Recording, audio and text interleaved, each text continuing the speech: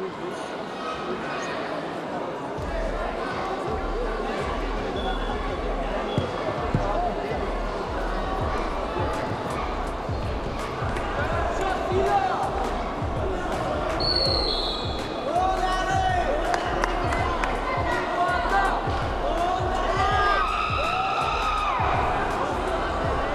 خالصو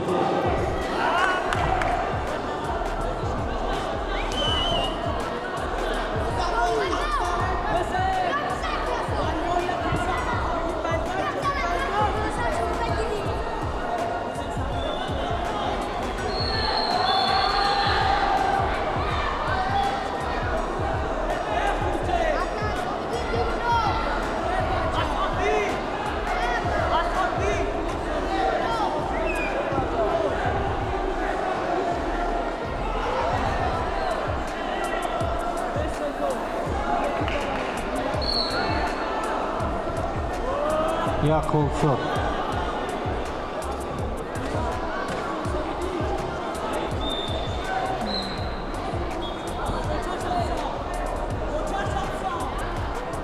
یا خالصو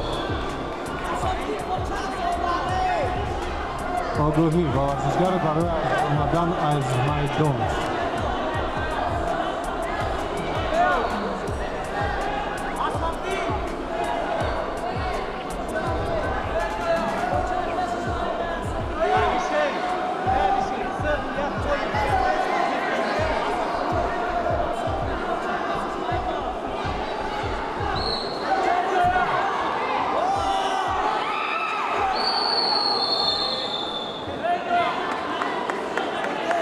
دویم آگاهی ورزشگر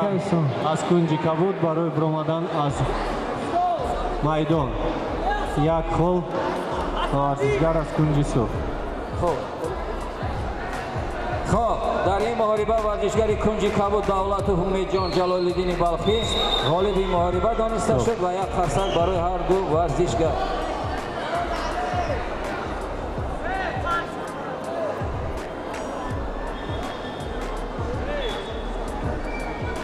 با татами рақаби 2 даъват карда мешавад варзишгарон Носиров Бузургмеҳр,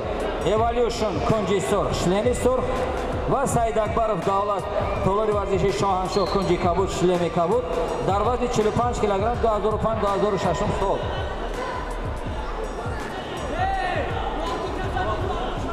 دو فول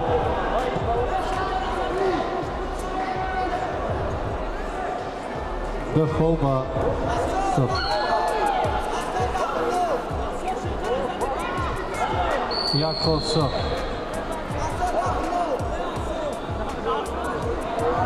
سیم آگاهی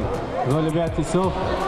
و ورزشگر از کنج سرخ حسن‌الدین سیدانی اسماعیلوف کیم دوشنبه دو در می‌شود.